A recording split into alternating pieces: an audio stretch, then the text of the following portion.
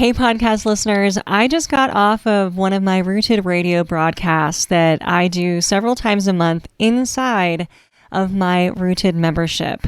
Now, it's normally for members only, but as I was giving this talk, this workshop, I realized that honestly, I need to bring this to all of the women in my world, especially this season. I offered some really concrete scripts, strategies, systems, in order for you to help survive this holiday season, maybe even thrive a little, to change expectations, not only for everyone in your world, but also for yourself. I want you to create a different set of expectations for this holiday, and I want you to create boundaries that help you stay in your feminine power, satisfied, and sovereign. Now, I understand that the pressures of the holiday season are even greater this time of year than they are normally every day of the year.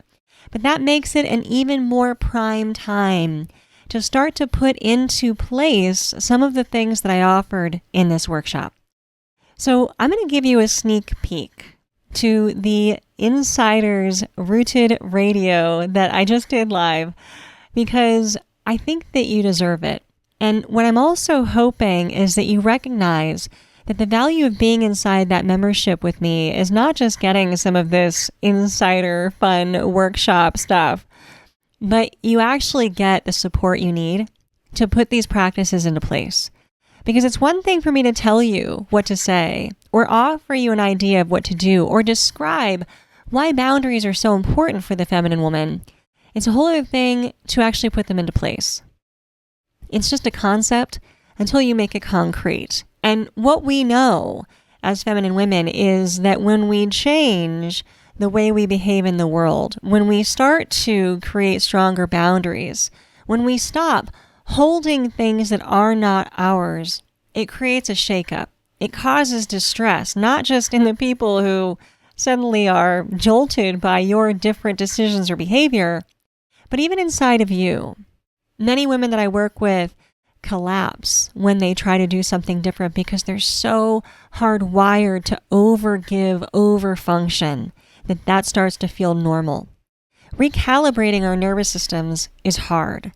Coming into regulation, self-empowerment, and a fully boundaried state can be difficult.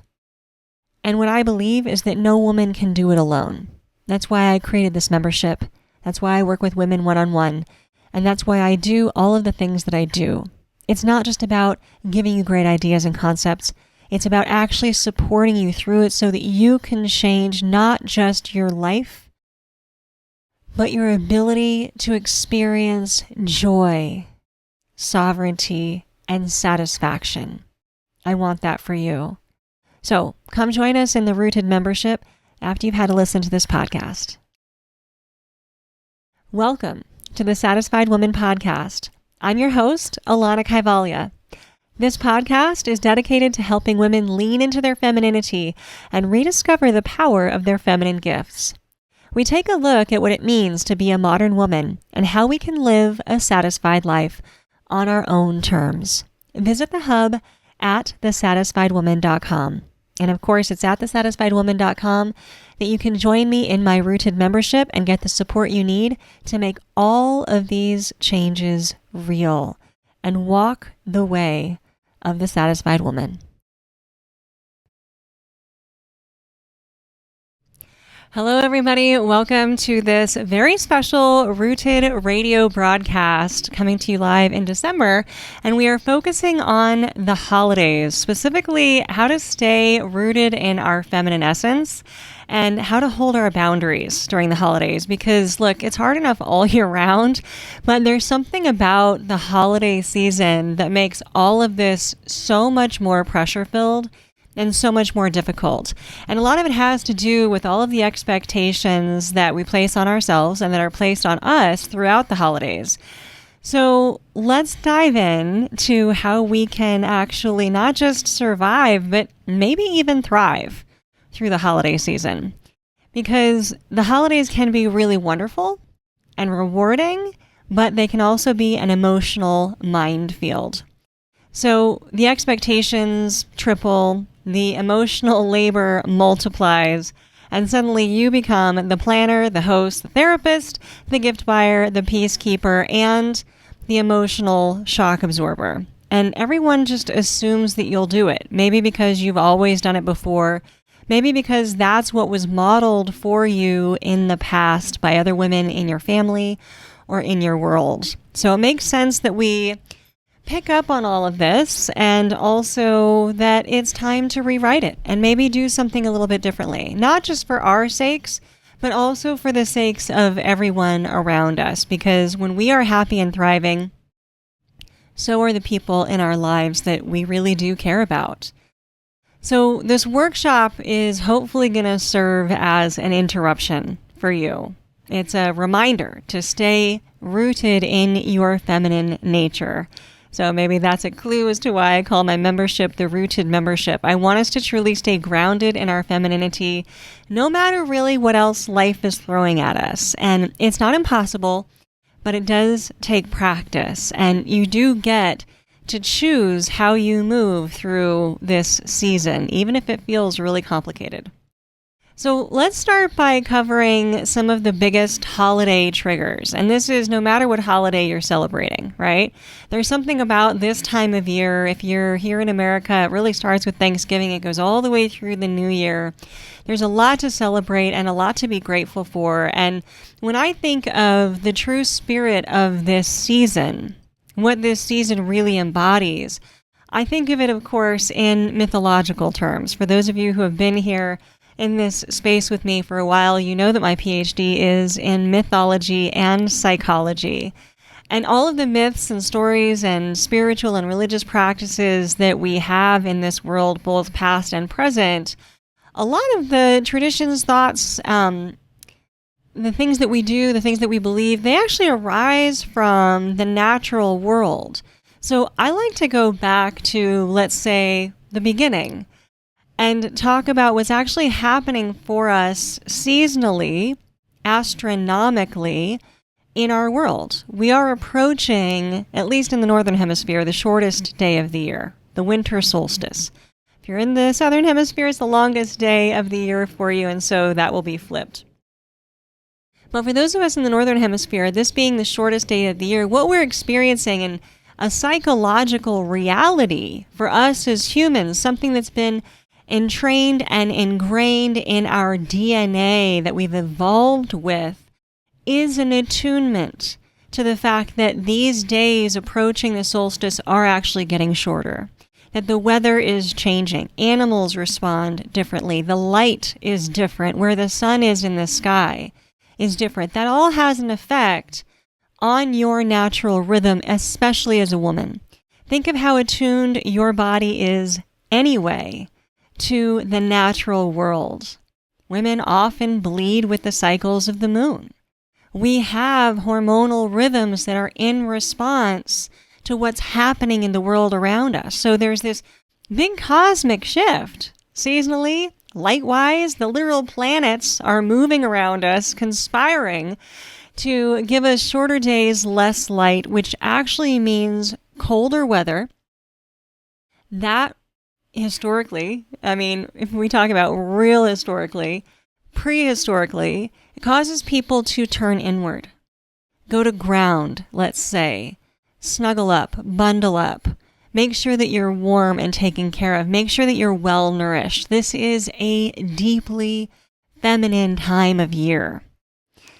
Anytime we're talking about this kind of earth, nature, grounding, warmth, the bundling, the nourishing, we're talking about the feminine, okay? So originally, this time of year, this season, would have had women really kind of digging in, being introspective, taking stock of things, nourishing themselves well, slowing down, not going out quite as much because it's cold out there, let's be honest, and taking this time to reassess and restore ourselves. Now you can see how the nature-based reality of what this season is, and the solstice is a big deal. Cultures and spiritual and religious practices throughout time and history have always celebrated the solstice in some way, right? Because the solstice is that shortest day of the year, and it marks the day that we then have a return to the light, a return to the warmth, a return to a more energetic, externalized kind of form of living, right?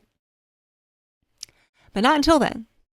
So you can see the stark contrast between what nature has set us up with rhythmically in our feminine bodies and what the world asks of us at this time of year.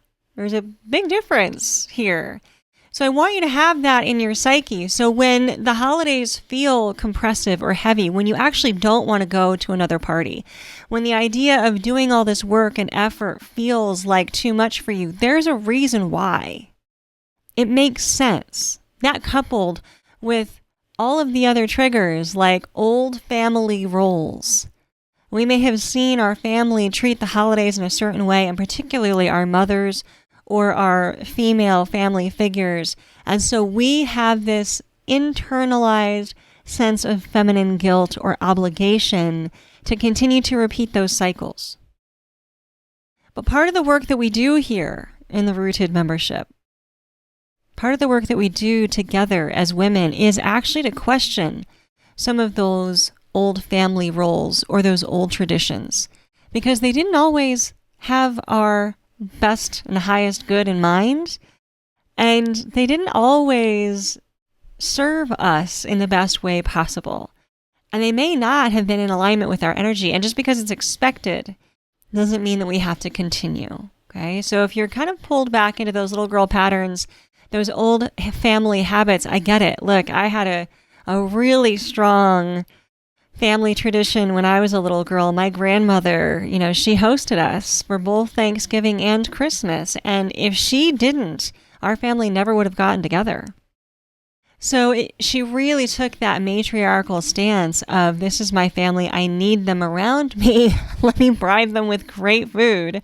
And that became our holiday tradition. So I can see the pressure to keep that alive, but I'm going to give you permission to release yourself from that pressure today. There's a lot of cultural conditioning that says holidays are women's work. I have this mental 1950s type image of a woman with, really cinched in waist, wearing high heels, the big poofy skirt, bending over the oven, kind of taking out the holiday turkey or the holiday ham with a great big smile on her face, perfectly coiffed hair. That's old school. That's embedded within the psyche of a lot of us here in the West. We also have a sense of guilt around the holidays that I think is even more compounded from the guilt we feel through the rest of the year. And there is such a thing as feminine guilt. I talk about it quite a lot. And it's a really unique form of guilt that men don't have, by the way.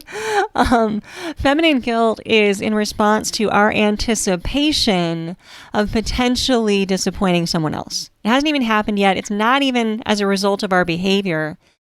We have an internal sense of we might disappoint them, or we might not meet their expectations. And so that guilt feeling keeps us small, keeps us doing things that we wouldn't normally say yes to, but we're saying yes anyway.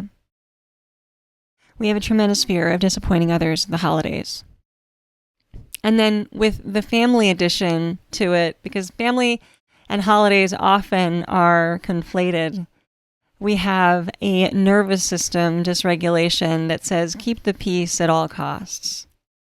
And family dynamics are challenging and tricky. They just are. All families have their own sense of dysfunction. I think it was Leo Tolstoy that said every happy family is happy in the same way, and every unhappy family is unhappy in its own way.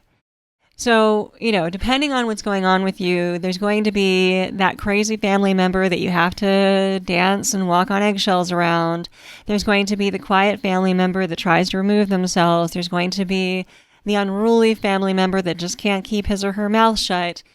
This is all happening, and we, as the emotional calibrators of our spaces, that's what women are, we often will contort ourselves around those family dynamics to try and maintain a sense of peace, but at our own cost. And along those same lines, we also feel a tremendous sense of pressure over the holidays to create magic for everyone but ourselves. I remember, as a kid, and if you have kids, then you probably feel this pressure too. We want to impart this sense of wonder and magic of the holidays to our children because, let's be honest, at their heart, they are wondrous and magical. And the mythology surrounding the holiday season from all of our current traditions is pretty whimsical and cool. So I love that. I love keeping the magic alive. I love keeping the myth alive. I love telling those stories, keeping our children and our family members close to the traditions that really empower us. I'm all for it. Just not at the cost, at the expense of our own well-being and femininity, because that overgiving, that pressure to keep that magic alive or to fulfill the roles of the past is not really love. It's actually more of a survival mode. Because again, if you're operating from a false yes, right? If your body has issued a no, if your intuition is screaming at you and you're doing things anyway, that's inauthentic connection with others. And they're going to feel that. They're going to feel that somewhere in their own bodies. They're going to feel your survival mode. You're going to be acting out of, if not resentment, obligation. And obligation is the ugly, gross, older stepbrother of resentment. So let's just find a different way through it. So let's talk about a couple of the holiday archetypes and where we might fall in this holiday spectrum. So number one holiday archetype for women, I find, and I think, is the hostess by default. Everyone just assumes that you'll cook, clean, orchestrate, coordinate, hold all of the threads together.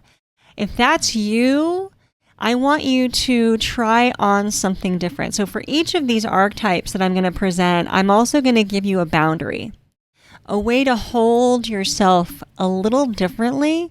And yes, it might cause some discomfort in others, but that is not yours to manage. It's not. It might cause some discomfort in others. It is not yours to manage.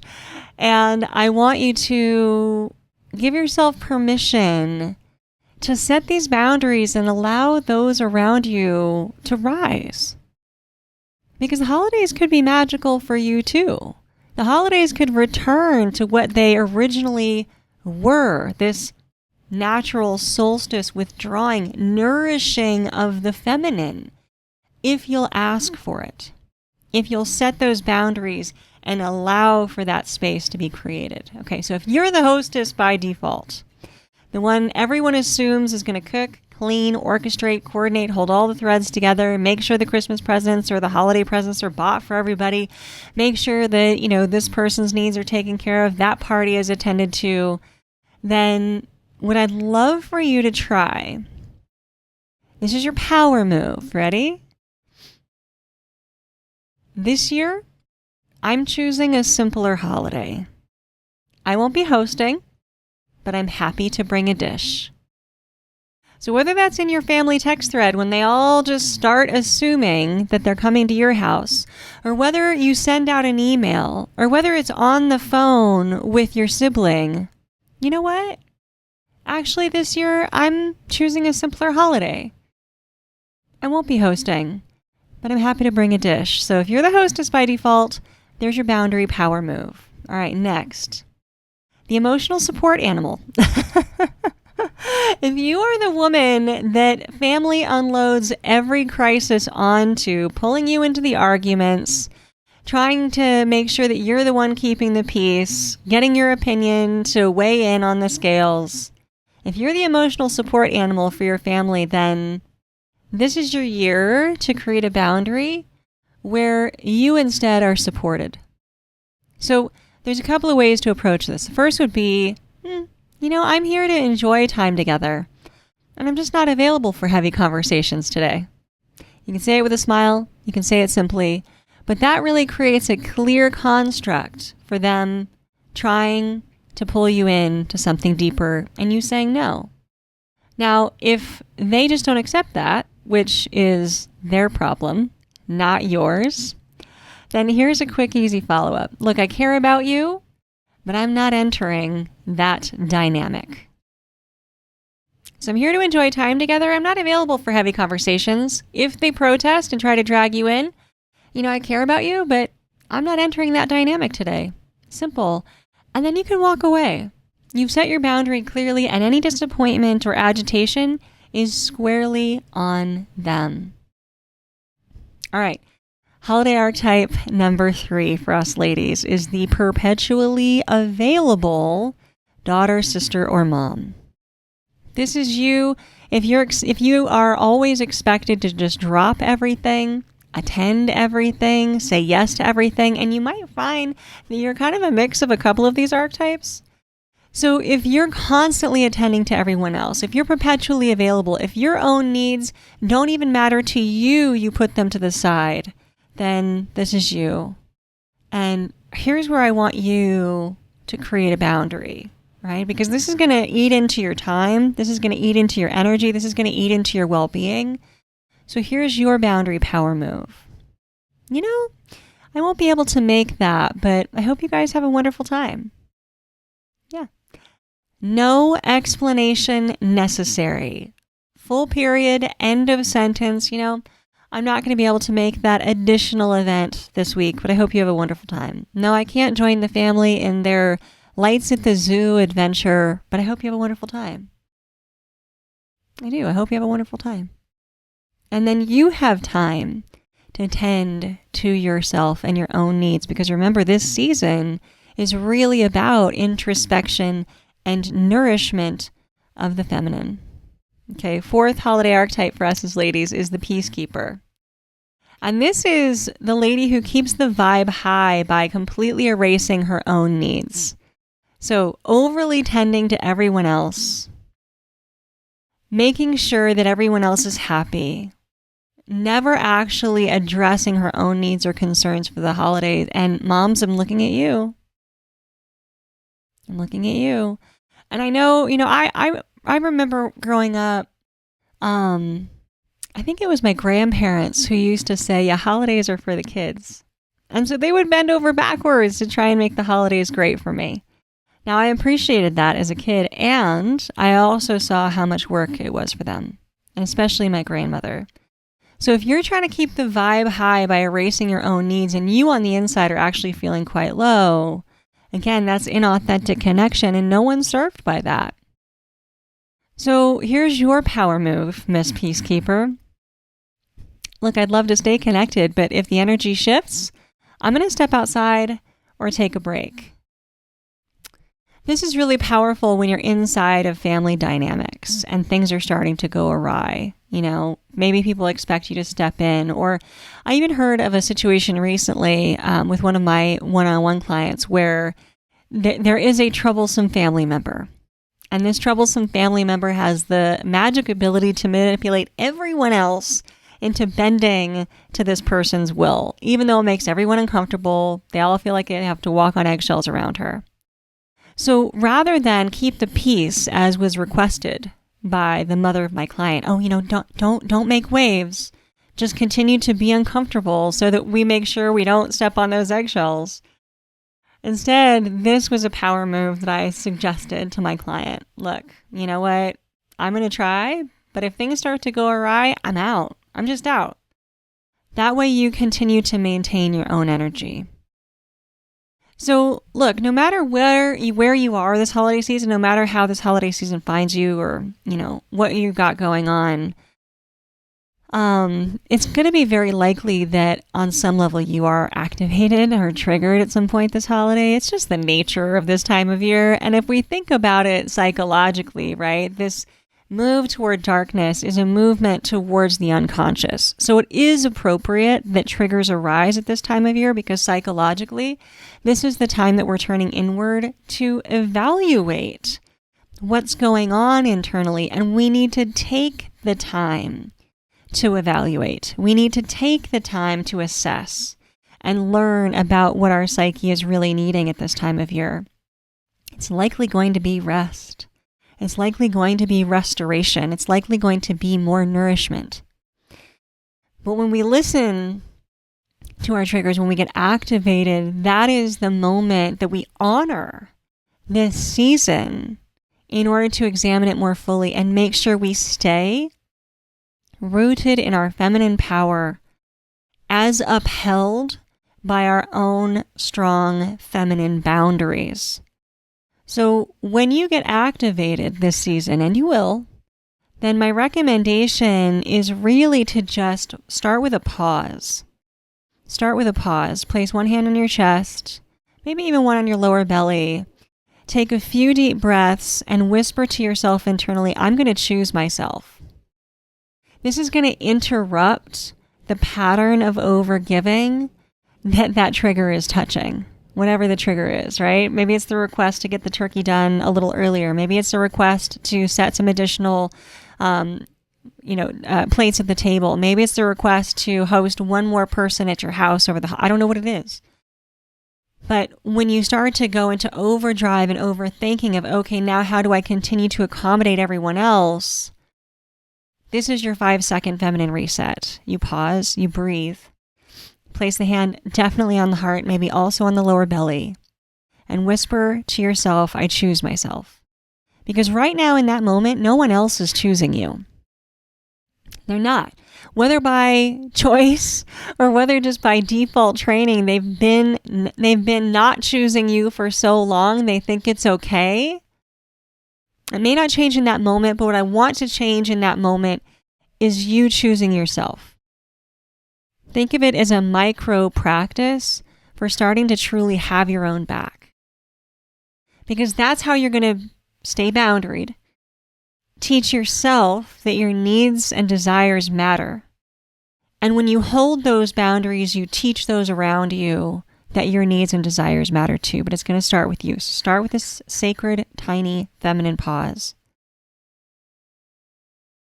And now before you go into anything this holiday season, I want to create a pre-event boundary ritual for you. So before family gatherings for sure, but even holiday parties or whatever it is you're facing. Think about these 3 things. Number 1, what do you want to feel during this experience? What are you not available for? Create a schema, a boundary in your own mind. What are you not available for?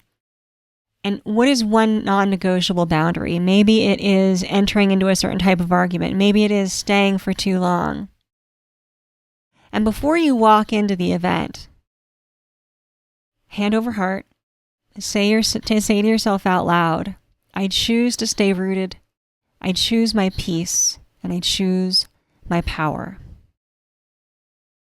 Because when you know what you want to feel, what you're available for, and what you're absolutely not, before you go into an event, you'll be less blindsided and less dysregulated when confronted by those things. When you remind yourself to stay in your peace, to stay rooted in your femininity, and to stay rooted in your power, you're going to have a much greater chance of success in some of these holiday events. Okay. So I also want to go over some sacred no scripts. So if you've been with me for any time here in Rooted or listened to my podcast or anything like that, you're going to know how important no is for the feminine. No is the phrase of the feminine. And we have to start issuing no more regularly because we really get tripped up by that inauthentic yes. When we say yes but mean no, that is a level of self-betrayal. And if we betray ourselves, how do we expect anyone else to honor us? So here are a few sacred no's you can issue because the pressure is high during the holidays to show up above and beyond that level of overgiving that you give every day of the year. So if there's a holiday invite you don't want to attend, thank you so much for thinking of me. I'm keeping things simple and won't be joining, but appreciate the invitation. If there's a family member pressuring you, I understand that's what you want, but this year I'm going to honor my own bandwidth. If there's expectations to host, to cook, or to manage, I don't have capacity for that this year, but maybe I can contribute a dish. And if there's a comment about any of your choices or your boundaries that might surprise people, just honor that. I hear you, and I'm still choosing what's right for me. Above all else, I want you to honor the feminine golden rule when making these requests. Don't over-explain. Because every time you over-explain, it opens you up for debate, and your boundaries, sister, are not debatable. Boundaries are declarations. They're not negotiations. Negotiation compromises you, your energy, and your ability to actually do the things that you love and serve the people you love. So if you need to leave any of these situations over the holidays, give yourself permission. Even temporarily. Take some fresh air. Tell people you're going to take a quick break. Say you'll be back in a bit. No drama, no announcements, just energetic clarity. You always have an exit strategy. I don't care how locked in you feel. It's always appropriate to take a break when you need to. All right, now, ways to keep your energy clean during this holiday, which I know that this is a lot. I hope you've been taking notes. I'm going to include notes here for you. And I just wanted to make sure that you have the armor that you need, but not masculine armor, not hardened masculine armor, or not distorted feminine armor that's going to get you more into trouble. Okay, I want you to have high, holy, sacred feminine armor so that you're standing in your sovereignty this holiday season, because I want you to try to reclaim what the essence of this season really is about. This introspection, this nourishment, this going to ground, this tending to yourself, this reassessment of what's important to you, this letting go of what's not. So before you arrive anywhere, holiday functions or family functions, use that moment in your car or your method of transportation to set your intention. What do I want to feel during this? What am I available for? What am I really not available for? Maybe release the energy when you're done. Okay, so when you get back into the car, I like to shake my hands. It just feels like the negative energy is flying off of me when I do that. Give that a try. Release the energy, shake it out, turn on some great music, and breathe.